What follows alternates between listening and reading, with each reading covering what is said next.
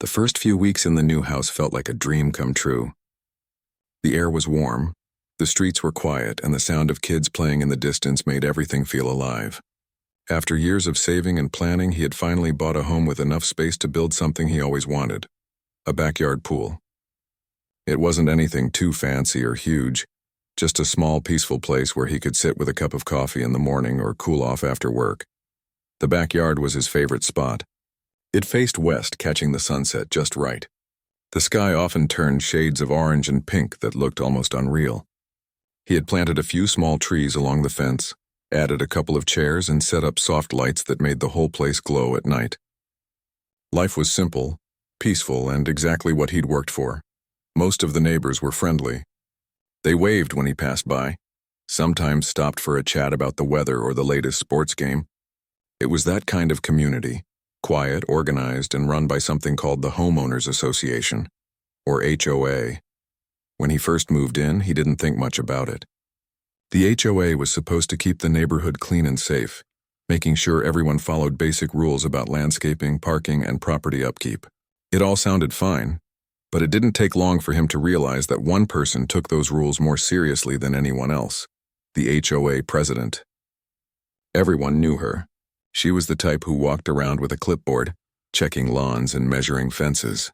If a trash bin was left out too long or a mailbox wasn't perfectly straight, she'd leave a note. Most people tried to stay out of her way. When he first met her, it was during a Saturday morning. He was out front planting flowers when she walked up. She had that confident smile that didn't quite reach her eyes. "Welcome to the neighborhood," she said, looking over his yard like an inspector, not a neighbor. She asked about his plans for the backyard, and when he mentioned the pool, her smile faded just a little. "Just make sure it follows HOA guidelines," she said, her tone polite but firm. He nodded and assured her that everything would be done properly. He'd already checked the rules online: fence height, distance from property lines, approved materials, all of it. He even double-checked with the city and got the necessary permits. Everything was clear. There shouldn't have been any problem. When the pool construction started, it attracted a few curious looks from neighbors. Kids watched from across the street as workers dug and set up the structure. It took a few weeks, but when it was done, it looked perfect: simple, clean, and peaceful. He added some chairs and a small grill nearby, and soon enough it became his favorite escape. After work, he'd sit by the water, listening to soft music or the sound of crickets. It was everything he had hoped for. The first sign of trouble came about a month later. He received a neatly folded note in his mailbox. It said the pool might not comply with HOA guidelines and asked him to attend a meeting. The note wasn't signed, but he didn't need to guess who sent it. Still, he stayed calm. Maybe it was just a misunderstanding. He showed up to the meeting in the community hall. About 10 people sat around a long table, sipping coffee and chatting quietly. The HOA president sat at the head of the table with her clipboard, looking completely in charge. When his turn came, he explained that his pool was within the limits allowed by the HOA rules. He even brought copies of his permits and photos of the setup. She glanced at the papers, her expression unreadable. "We've had some concerns about the visual impact," she said. "It doesn't match the neighborhood's aesthetic."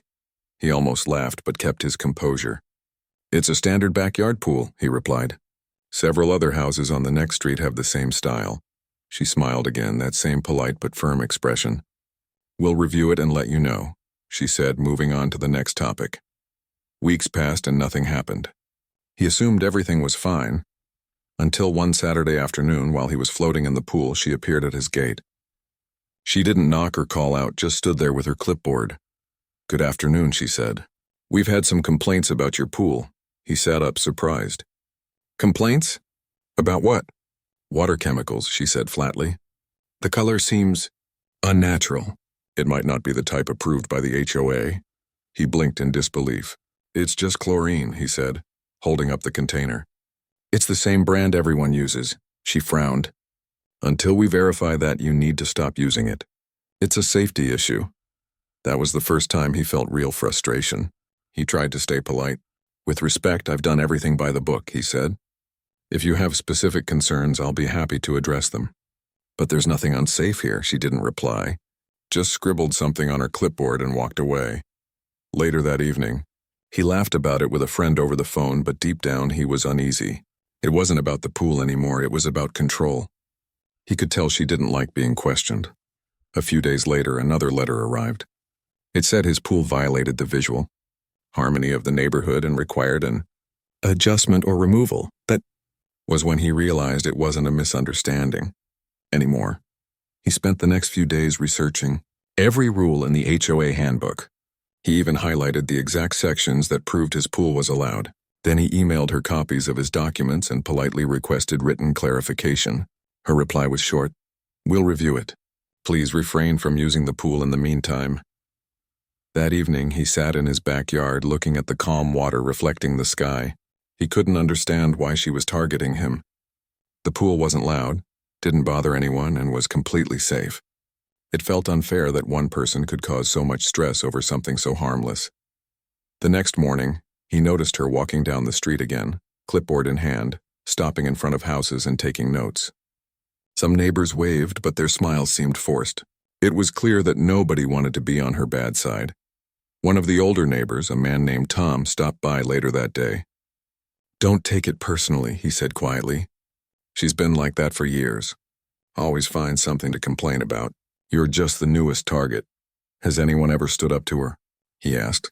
Tom shook his head. "A few tried. Didn't end well. She knows the rules better than anyone, and she uses them like weapons. Most folks just give in."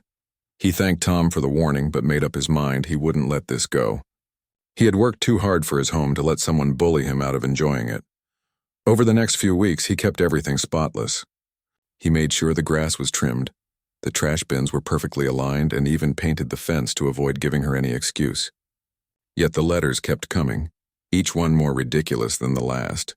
One claimed his pool lights were too bright. Another said his outdoor chairs clashed with the neighborhood tone. It became almost comical. Friends told him to ignore her, but he couldn't. She wasn't just making complaints. She was building a case to force him to remove something that was rightfully his. One weekend, while he was hosting a small family barbecue, she appeared again. She didn't even greet anyone. She went straight to the pool, peering into the water as if she were testing it with her eyes. "Are you aware you're in violation of Section 4, Paragraph 2 of the HOA Guidelines?" she asked loudly so everyone could hear. He turned to her calmly. "Actually, no. I'm not in violation. I have the documents right inside if you'd like to see them." She crossed her arms. "We'll see about that." And just like that, she walked off, leaving the guests in awkward silence. After she left, his cousin joked, "Man, you've got yourself a full-time inspector." Everyone laughed, but he couldn't shake the irritation. That night, he decided to start documenting everything: emails, letters, photos, even videos of his clean, quiet pool. If she wanted a fight, he'd be ready for it, but he'd do it the right way. Still, it bothered him how much one person could disrupt something that was supposed to be peaceful. He had moved there for calm, not conflict, but now every time he stepped outside, he half expected to see her watching, waiting for another chance to complain. He tried to focus on the good parts: the sunsets, the laughter when his friends came over, the soft glow of lights on the water, yet the tension lingered. The next time he saw her walking by, clipboard tucked under her arm, he noticed the way she glared at the pool, like it was some kind of enemy. Something told him this wasn't over. She wasn't going to stop, not until she got her way, and deep down he knew, neither was he. Days passed quietly after the barbecue incident, but the uneasy feeling never really left. Every time he stepped outside, it felt like someone was watching. Even when the street looked empty, he could sense her eyes somewhere nearby, checking for something new to complain about. He tried not to let it get to him. After all, he had done nothing wrong. The pool was built legally, the yard was clean, and the property looked great. Still, he couldn't shake off the thought that another letter or complaint would show up any day now, and he was right. The next week, when he came home from work, a bright yellow notice was taped to his front door. It said, "Official HOA warning." His stomach dropped a little as he pulled it off and read it. According to the notice, his pool was currently suspended for usage until an HOA inspection could be conducted. It also stated that any further use could result in a fine.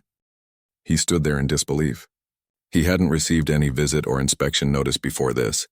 It was just another demand printed on HOA letterhead and signed by the president herself. That evening, he sat at his kitchen table, the letter lying flat in front of him. He poured himself some water and stared at it for a long time. He wasn't angry at first, just confused. He didn't understand what kind of person would go this far over something so harmless. But then, the confusion slowly turned into frustration. He grabbed his laptop, opened the HOA's official rulebook, and read through every single line again.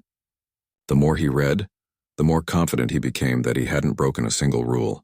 Everything, from pool dimensions to safety barriers, was exactly within limits. He had followed every guideline to the letter, so why was she still after him? He decided to attend the next HOA meeting again. If they wanted to talk about his pool, he'd face them directly. When the day came, he showed up early. The meeting room was a small community hall near the park, filled with plastic chairs and the faint smell of coffee. Slowly, other residents arrived. Some chatted quietly, others just sat down and waited. When the HOA president walked in, the room immediately went silent. She carried her usual clipboard and greeted everyone in that same practiced, polite tone. He waited patiently as the meeting started. They talked about upcoming landscaping projects and maintenance schedules, the usual neighborhood updates. Then finally she said, "Next on the agenda, pool compliance matters." She looked directly at him. "We've received several reports concerning a property that may not be maintaining proper standards." He raised his hand calmly. "If that's about my house, I'd like to respond." The room turned toward him. He stood up and held up a folder filled with documents. "Here are the official permits and inspection results from the city," he said. "They confirm my pool meets all safety and construction codes. And here's the HOA's own guideline sheet showing I'm within all size and design limits." He handed the folder to her. She didn't even look at it. "Thank you," she said coldly, setting it aside. "We'll review it later." "With respect," he said, keeping his tone steady. "I'd prefer if it were reviewed now.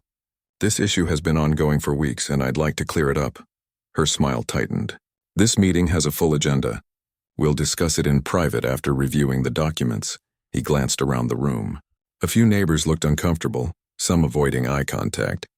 It was clear most of them didn't want to get involved. He sat back down, frustrated but quiet. The rest of the meeting dragged on, but he barely heard a word. When it finally ended, she left quickly without another word to him. Later that evening, he received an email from the HOA. It said his case had been reviewed and that further evaluation would be needed before lifting the suspension. No explanation, no timeline, nothing. He closed his laptop and leaned back in his chair, shaking his head. This wasn't about rules anymore. It was about control. The next weekend, he decided to use the pool anyway. It was his property and he wasn't breaking any laws. He invited 2 friends over to relax and have lunch outside. The day was warm and sunny, and for a few hours everything felt normal again. They swam, laughed, and grilled food in the backyard. But around mid-afternoon he saw her walking toward the fence. Clipboard in hand, sunglasses on, same determined look. His friends went quiet as she reached the gate. "I need you to vacate the pool area immediately," she said sharply. He stood up slowly, wiping his hands on a towel. "Excuse me? The HOA has issued a suspension notice for this pool. Until the inspection is complete, it's off limits." He took a deep breath. "This is my property," he said calmly. "You don't have the authority to order me off my own land." Her voice rose a little. "You are violating HOA protocol." He motioned to his friends to stay calm. "I've followed every rule, every code, and every law. You've had my documents for weeks, and I've heard nothing back. Now you're trespassing on my property. Please leave." She froze for a moment, clearly not expecting him to push back. Then she pointed her pen at him and said, "You'll regret this." She turned on her heel and walked away. After she left, his friends started talking all at once. One of them said, "You should record these interactions from now on." The other nodded. "She's crossing a line." He thought about it and decided they were right. From that day, he began recording any time she came near his property, not to be dramatic, just to protect himself. He made sure to keep his voice calm and never said anything disrespectful. He just wanted the truth documented. Over the next few weeks, her visits became more frequent.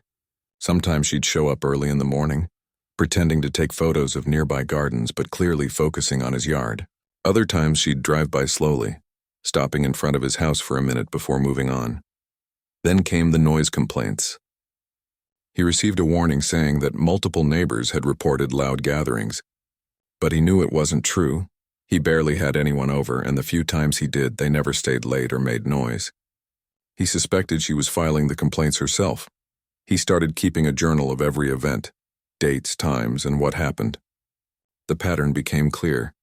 Every time she failed to get her way, she found another excuse to bother him. One night, he sat in his backyard alone, the pool lights shimmering across the water. The peaceful sound of crickets filled the air. He thought about how ridiculous it had all become. All he wanted was to enjoy a quiet evening, but instead he was dealing with endless complaints, letters, and warnings. Still, he wasn't ready to give up. He had done everything right, and he wasn't going to be bullied into submission. He started looking into HOA procedures and homeowner rights. He even spoke to a friend who was familiar with property laws. The advice was simple: document everything and don't react emotionally, so that's what he did.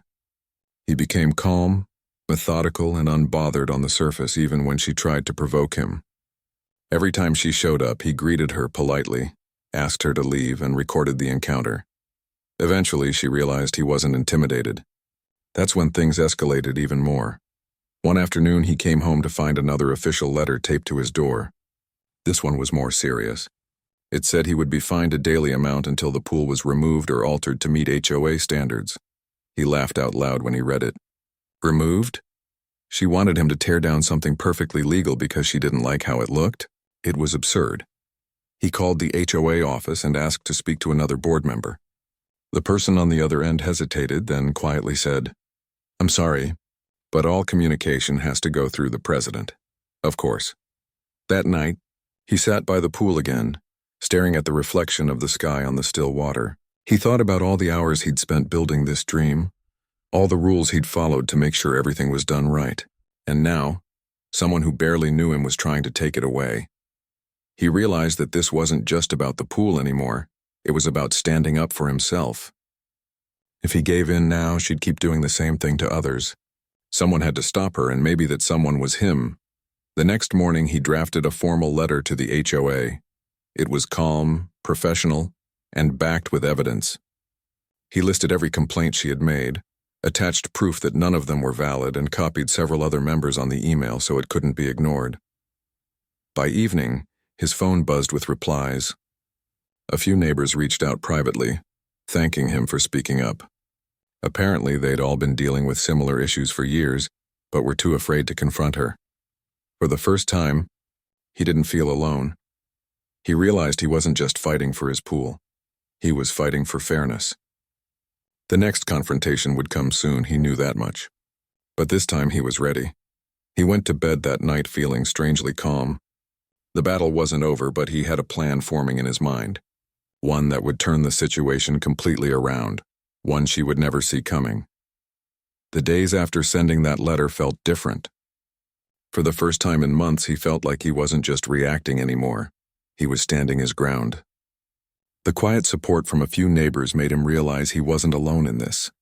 Everyone had their own story about the HOA president, but most had stayed silent because they didn't want trouble. He couldn't blame them. She had a way of making people feel powerless. But now, something had shifted. He started noticing small changes in how people treated him. A few neighbors waved more often, some stopped by to chat, and one even said, "Good for you." Someone needed to speak up. It wasn't much, but it gave him the strength to keep going. He knew this wasn't going to end overnight, but at least now he wasn't backing down. A few days later, he got an email from the HOA office. The tone was more formal this time. It said they had received his complaint and would review the matter internally. There was no apology, no sign of accountability, just another vague promise to look into it. But still, it was something. He printed the email and added it to his growing stack of documents. Life went on quietly for a little while. He worked, spent time with his family, and tried to enjoy the small things, like his morning coffee by the pool or the sound of the wind moving through the trees. But deep down, he knew she wouldn't stay quiet for long, and she didn't. It started with her walking by more often again. Sometimes she'd stop in front of his yard and take photos. Other times she'd just stand there, arms crossed, staring for a few seconds before moving on. It wasn't illegal, but it felt like harassment. He ignored her, pretending not to notice. He didn't want to give her the satisfaction of a reaction. Then, one afternoon, while he was washing his car in the driveway, she appeared again. Her tone was sharp from the start. "You still haven't removed that pool," she said. He looked up, calm as ever. "That's because there's nothing to remove. It's fully compliant," her lips tightened. "The board hasn't cleared it." "I have written confirmation from the HOA that my case is under review," he said. "Until then, everything stays as it is." She glared at him for a moment, then said, "If you continue to defy the HOA, we'll have no choice but to fine you." He smiled slightly. "Then I guess I'll see you in court." For a second, she froze. No one had ever said that to her before. Then she turned around and walked off without another word. That night, he wrote down the entire encounter in his journal. It wasn't anger that kept him going anymore, it was principle. He wanted her to see that intimidation wouldn't work on everyone. A week later, another letter arrived. This time by mail, not taped to his door. It was an official fine notice. According to the letter, he owed several $100s for non-compliance. He laughed when he saw it. There was no legal ground for it, and he knew it. Still, he didn't ignore it. He sent a calm email to the HOA board, attaching proof that the fine was invalid. He didn't receive a reply for several days. When he finally did, it was a short message saying, "We'll discuss the matter at the next board meeting." He showed up that night, determined to end this once and for all. The meeting room was full and more residents than usual. Word had spread about what was happening, and people wanted to see how it would play out. The president looked confident as always, clipboard ready, pen in hand. When the topic of property violations came up, she wasted no time. "This homeowner has continued to violate the HOA's pool regulations despite multiple warnings," she said, her voice steady and loud enough for everyone to hear. He raised his hand immediately. "Excuse me, but that statement is false." She looked annoyed but gestured for him to speak. "I've provided full documentation showing that my pool meets every single HOA guideline and city code," he said, holding up his papers. "The fine issued against me has no legal basis. I've also recorded every interaction and saved every letter related to this issue." The room went quiet. A few people whispered to each other. One of the board members, an older man, cleared his throat. "Can we see the documents?" He handed them over. The man flipped through the pages, nodding occasionally. "Everything looks valid," he said finally. The president interrupted. "We still have concerns about the visual harmony of the neighborhood." "With respect," he said, keeping his voice calm. "Personal opinions about how something looks are not violations. Rules are rules, and I've followed them." For the first time, she looked uncomfortable. She opened her mouth to respond, but another board member spoke first. "Maybe we should pause the fine until we review this properly." The vote passed with a simple majority. Her face turned red as she scribbled something on her clipboard. When the meeting ended, a few neighbors approached him quietly. "That was impressive," one said. "You handled it better than anyone I've seen." He thanked them, feeling both relieved and exhausted. The small victory gave him hope, but he also knew she wouldn't stop there. The next few weeks proved him right. She found new ways to make his life difficult. Random inspections, repeated warnings for made-up issues, and even anonymous complaints about excessive water usage. It was endless. He didn't react. Instead, he kept collecting evidence, letters, emails, timestamps, everything. He knew she was trying to push him to lose his temper, but he refused to give her that satisfaction. One afternoon, something strange happened. A young couple from down the street came by to talk. They looked nervous at first, then one of them said, "We heard about what's been going on. You're not the only one. She made us repaint our house twice last year, even though it matched the approved colors." He listened quietly as they shared their story. Then another neighbor joined in, saying she'd been fined for having too many potted plants on her porch. It became clear that nearly everyone in the neighborhood had suffered under her strict control at some point. That's when an idea began forming in his mind. What if he wasn't the only one standing up to her? What if everyone did? He started reaching out quietly to other residents.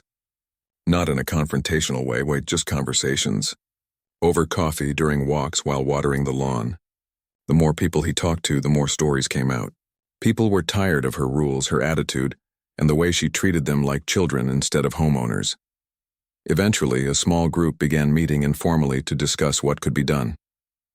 They reviewed the HOA bylaws and discovered something interesting. Members had the right to request a vote of leadership review if enough signatures were gathered. It wouldn't be easy, but it was possible. They started organizing, keeping things quiet to avoid tipping her off. Slowly, signatures began to come in. One by one, neighbors who had been silent for years began to join the effort. It wasn't about revenge, it was about fairness and peace. While this was happening, she continued her campaign against him, sending more letters and making empty threats. He didn't respond this time. He just smiled whenever he saw her walk by. He knew something she didn't. One sunny afternoon, as he sat by the pool reading, he noticed her car stop in front of his house. She got out, clipboard in hand, and marched up the driveway. He hit the record button on his phone, already knowing how this would go. She started her usual routine, pointing out imaginary violations, questioning his landscaping choices, and warning him about future consequences. He nodded politely, never raising his voice. When she finished, he said calmly, "You've been at this for months now. Don't you ever get tired of it?" Her eyes narrowed. "It's my job to enforce the rules," he smiled. "It's not your job to harass your neighbors." Her mouth opened slightly, caught off guard, but she quickly recovered. "You'll be hearing from the HOA again," she snapped before walking away. He watched her go, still calm, still patient. He didn't need to argue. The next phase of his plan was already in motion. That evening, he checked his email. More neighbors had sent their signatures. The list was growing faster than he expected. People who had once been afraid were now ready to act. He realized then that sometimes standing up for yourself can inspire others to do the same. The whole thing had started with a pool, but now it had become something bigger, a fight for respect and fairness. The tension in the neighborhood was rising, and everyone could feel it. Something was about to change. He didn't know exactly how it would unfold, but one thing was clear: the days of keeping quiet were over, and when the moment came to confront her for the last time, he was going to make sure she understood. No one person should have that much power over others.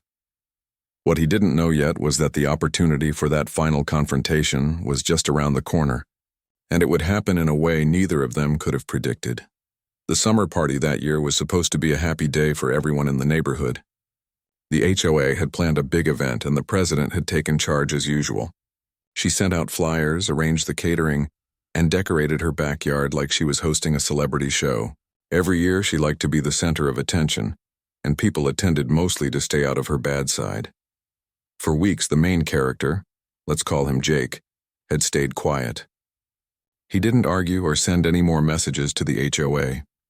He knew it was better to let things cool down for a while. But deep down, he had already made up his mind about what to do next. Her last letter demanding that he remove his pool had pushed him too far. He wasn't going to lose his temper or fight her with words. He was going to make a point that would be remembered for a long time. The morning of the event, the neighborhood was buzzing with activity.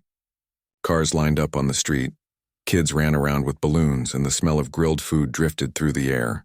Jake was in his backyard sitting by the pool sipping iced tea. The water sparkled under the sun.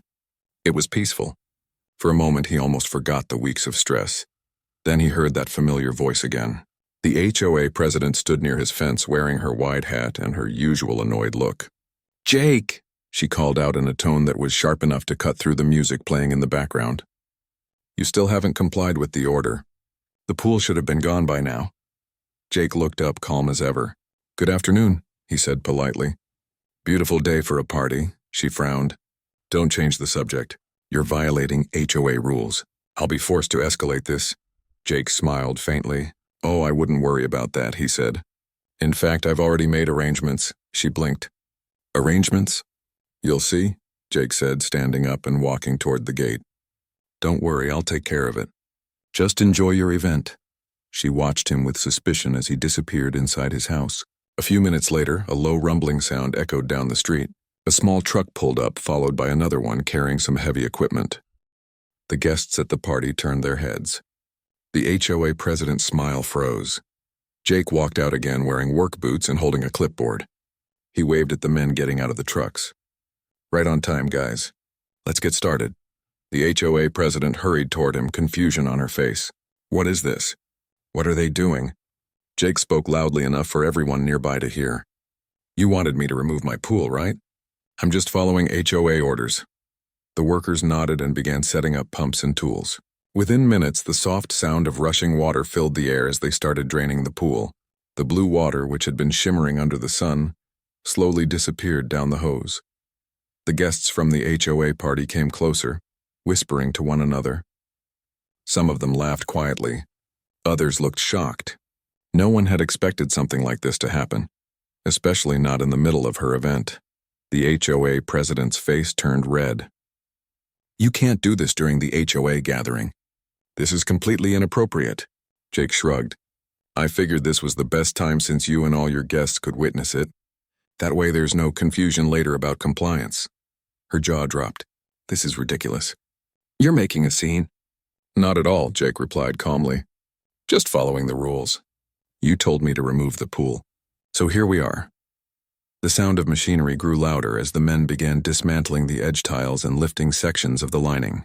The pool that had been his pride and joy for 2 summers was coming apart piece by piece. He stood there with his arms crossed, watching quietly, while the HOA president fumed and paced back and forth. Her guests began whispering even louder now. Some of them looked uncomfortable. A few even pulled out their phones to record. It was clear that this wasn't the kind of party anyone had expected. Jake turned to one of the workers. Make sure you take everything out today, he said, loud enough for her to hear. We wouldn't want to risk another violation. One of her close friends walked up to her and whispered something, trying to calm her down, but it was no use. She was furious. You're destroying your own property, she yelled. Jake looked at her with a calm, steady gaze. No, he said, I'm taking back control of it. I'm done being told what to do on my own land. Her voice cracked with frustration. You'll regret this. Maybe, Jake said quietly, but at least I'll sleep better tonight. As the pool water drained into the street, a few kids from nearby houses watched curiously. Some adults tried to act normal and went back to the party, pretending not to see the chaos unfolding next door. But everyone was talking about it. By late afternoon, most of the pool was gone. The workers loaded the debris into the trucks, and the once beautiful backyard now looked like an empty patch of dirt. The HOA president's guests began leaving early, embarrassed and awkward. Her grand event had turned into a spectacle. Jake stayed outside the whole time, making sure everything was done properly. He didn't raise his voice once, didn't argue, didn't say anything rude. When the last truck pulled away, he walked to the edge of his yard and looked at the HOA president. Well, he said, you can mark it as resolved in your records. She didn't answer. She just glared at him before turning and walking back toward her house, her shoulders stiff with anger. Jake stood there for a long while after she left. The backyard looked empty, but somehow he felt lighter. It wasn't just about the pool anymore. It was about standing up for himself without crossing the line. He had followed every rule she gave, even if it made no sense. And he had done it in a way that no one could accuse him of breaking the law. Later that evening, a few neighbors stopped by, pretending to be out for a walk. One of them smiled and said quietly, That was something else, man. She's never going to forget this, Jake chuckled. I didn't do it to embarrass her. I just wanted her to see what her rules really mean when they're taken literally. Another neighbor nodded. Well, you sure made a point. She's been bossing everyone around for years. Maybe this will finally make her think twice. As night fell, the lights from the HOA president's house stayed off. Her party was over long before sunset. Jake sat on his porch looking at the empty space where the pool used to be. It hurt a little, of course. It had been a big part of his dream. But at the same time, there was a strange sense of peace in the silence. He poured himself another glass of tea and leaned back. The air was cooler now, and the crickets had started singing.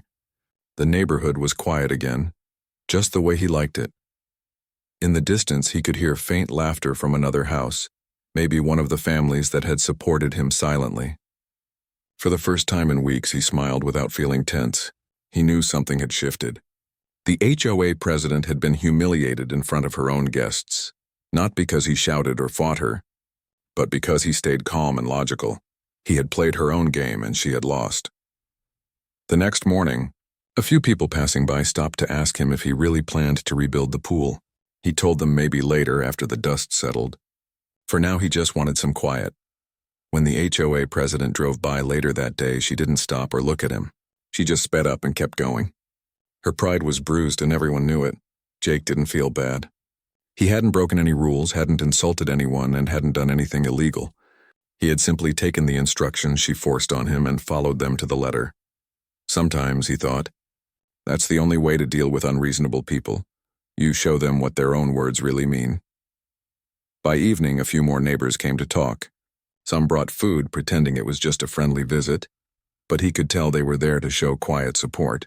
They told him stories about how she had made their lives difficult too, fining them for leaving their trash cans out too long, or for painting their fences a shade too bright. Jake listened, nodded, and smiled. He wasn't the only one who had been tired of the constant pressure. He realized the whole neighborhood had been waiting for someone to finally stand up to her, and he had done it in the simplest way possible, without shouting, without breaking anything, without any hate. That night, he looked at the stars and thought about how strange life could be.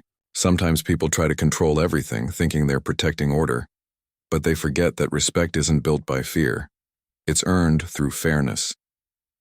The pool was gone, but Jake didn't regret it. It was a message, a quiet act of resistance that spoke louder than any argument could.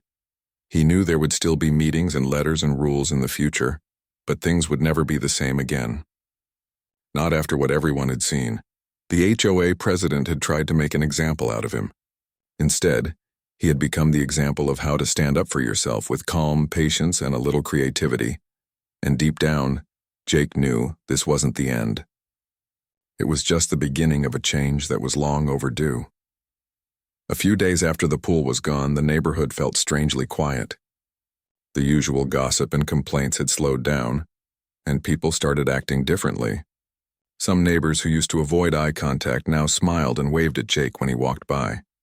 It was like everyone had witnessed something they didn't want to admit out loud, that one person's calm courage had shaken up the whole system. The HOA president, on the other hand, had gone completely silent.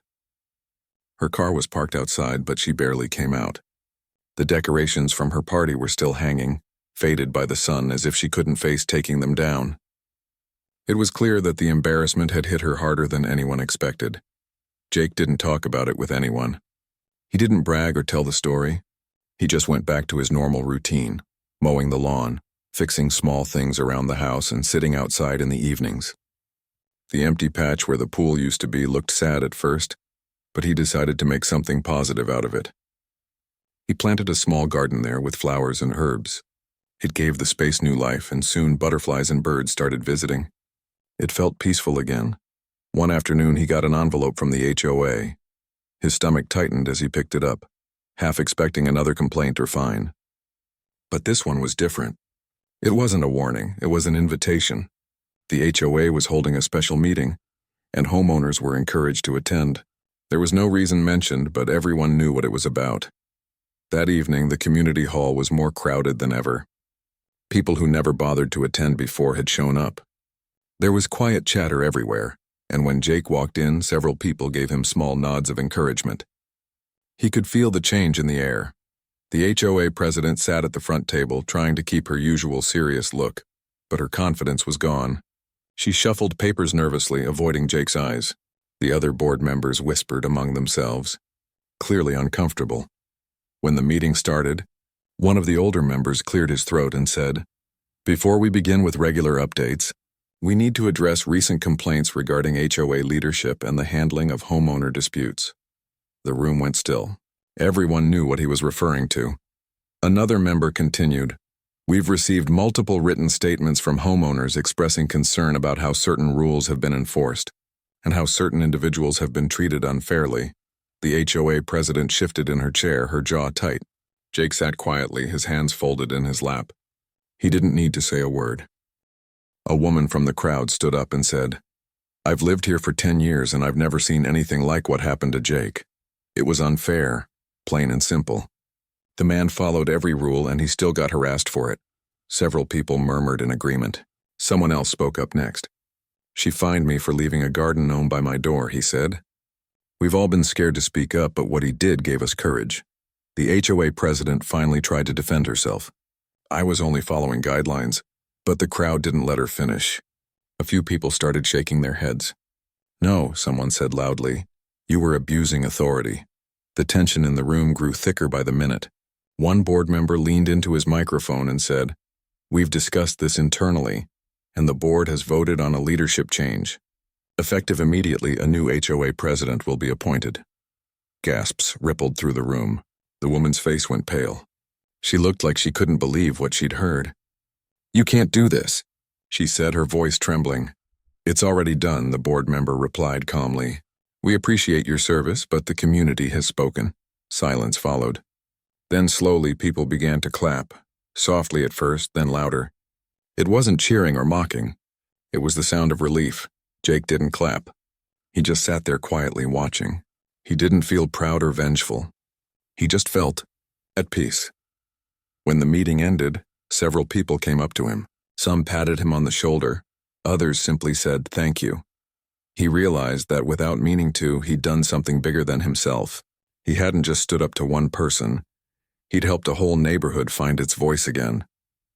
A few days later, the new HOA president came to his door. She was kind, soft-spoken, and polite. She handed him a letter. Not a warning, but an apology on behalf of the HOA. We're sorry for the way things were handled, she said. No homeowner should feel targeted in their own home. We're making changes to ensure this never happens again. Jake smiled and thanked her. After she left, he sat on his porch and read the letter again. It was simple, but it meant a lot. Sometimes just hearing someone admit they were wrong is enough to close a chapter. Weeks passed and things in the neighborhood slowly improved. The new HOA president encouraged friendly meetings and open discussions. Neighbors started helping each other again. The street felt warmer, more human. The rules were still there, but now they made sense. They were meant to protect, not control. Jake's garden began to bloom beautifully. The flowers filled the air with color and fragrance. One afternoon, as he watered them, he saw the former HOA president walking her dog on the other side of the street. For a second, their eyes met. She quickly looked away, but there was no anger in her face this time. Just quiet regret. He didn't feel bitter. Everyone makes mistakes, he thought. Some just take longer to realize it.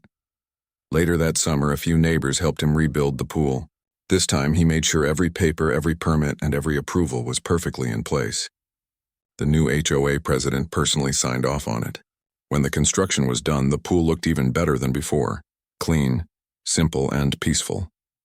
On the first day it opened again, he invited a few neighbors over. Nothing big, just a small barbecue. Laughter and music filled the backyard again.